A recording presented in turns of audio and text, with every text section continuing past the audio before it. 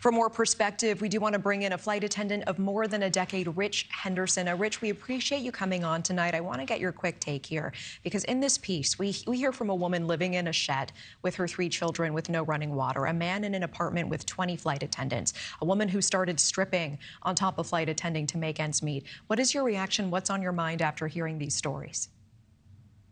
Honestly, just listening to each of these stories reminds me of being on the jump seat at work. I mean, it's every day that you hear stories similar to these ones where people are struggling to make ends meet. I mean, whether it's housing insecurity or hunger or just trying to pay bills and support their family, like flight attendants are really going through it right now. You know, we heard flight attendants telling us they essentially get paid for half the hours they work. Tell me more about that. How is that legal? Have you experienced this? Yeah, I always tell people that the flight attendant job is one of the most misunderstood.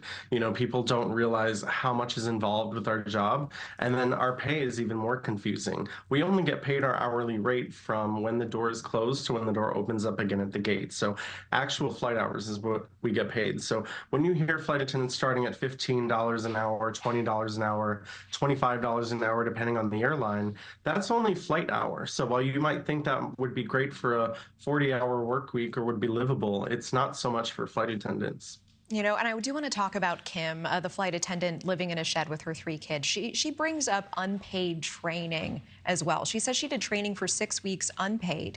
And you've said that often flight attendants are starting this career in debt already. Tell us more about that.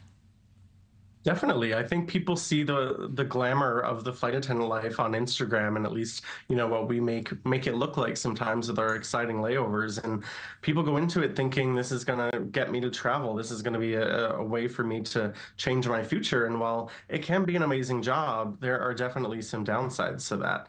And I think when you go into it, you need to have money saved up. You know, you're looking at, you know, anywhere between 6 weeks and 12 weeks without any sort of paycheck. So if you don't have any money saved up, you're living off of credit cards. A lot of airlines will even start pushing, you know, loans through their bank and say, oh, this is a great deal for you.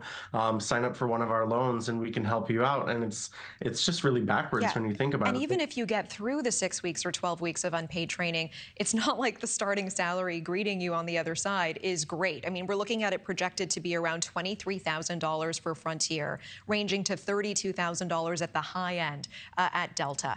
And since we've been spotlighting this, some viewers have said, why are these flight attendants choosing to live in such expensive cities? So, Rich, can you explain? This isn't really a choice.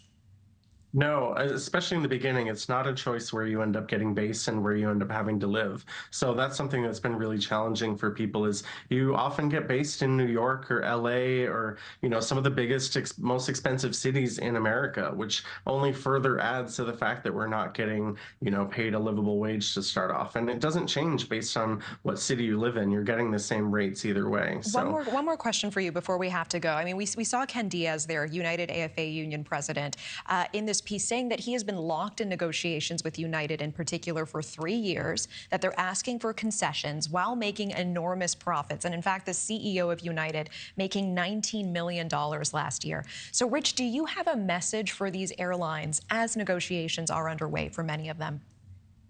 Oh, absolutely. I think this is such a slap in the face to flight attendants. Whether you're new or you've been here 30 years, you know, we work our butts off for these companies, long days. We end up far away from family, missing holidays, deadlines, or whatever. And so to see that these CEOs that get to stay home are enjoying these nice perks, you know, and leaving the rest of us out to dry, it's kind of a slap in the face. All right, Rich Henderson, I appreciate you making the time and speaking out about this. Thank you. Thank you so much, Natasha. Thanks for watching. Go to joinnn.com to find NewsNation on your screen. And don't forget to click the red subscribe button below to get more of NewsNation's fact-driven, unbiased coverage.